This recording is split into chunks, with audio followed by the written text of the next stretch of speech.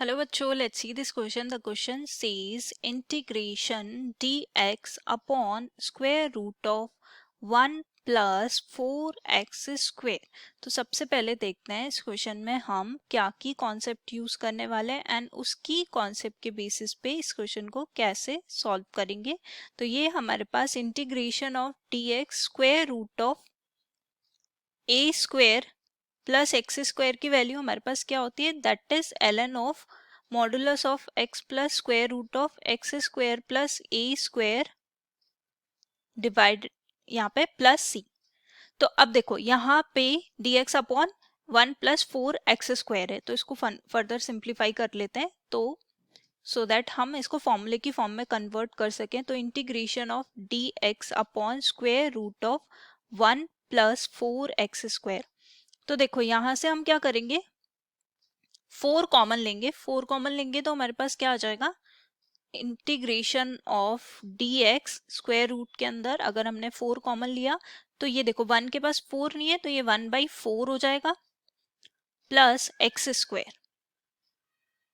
अब यहाँ पे देखो फर्दर इसको 4 अगर स्क्वायर रूट के बाहर आएगा तो 2 हो जाएगा क्योंकि square root of 4 is nothing but 2. So यहाँ पे लिख देंगे integration of 1/2 into dx upon square root of, अब 1/4 को हम लिख सकते हैं 1/2 whole square plus x square.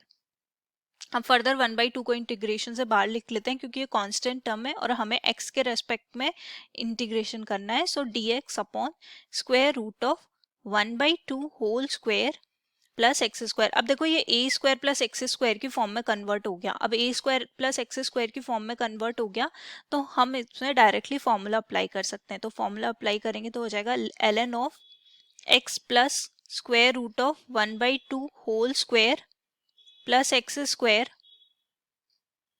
And यहाँ पे प्लस c. अब फर्दर 1/2 से मल्टीप्लाई कर देते हैं. सो 1/2 ln ऑफ x प्लस, अब 1/2 होल स्क्वायर को भी ओपन कर लेते हैं तो ये आ जाएगा 1/4 plus x square and plus 1/2 c. अब ये एक नया कांस्टेंट बन गया, इसको कुछ और नेम दे देते हैं. 1/2 c को c डैश लिख लेते हैं तो ये वैल्यू आ जाएगी 1/2 ln of modulus of x plus. अब यहां से देखो 4 एलसीएम लेके 4 को स्क्वायर रूट के बाहर लिख लेंगे. सो ये हो जाएगा, यहाँ पे एलसीएम लिया तो 1 plus 4x square divided by 4 plus c dash, ये नया कांस्टेंट हो गया. सो 1/2 ln ऑफ, ये हो जाएगा x प्लस और 1/4 को स्क्वायर रूट ऑफ 1/4 को 1/2 लिख सकते हैं. सो ये हो जाएगा 1 प्लस 4x स्क्वायर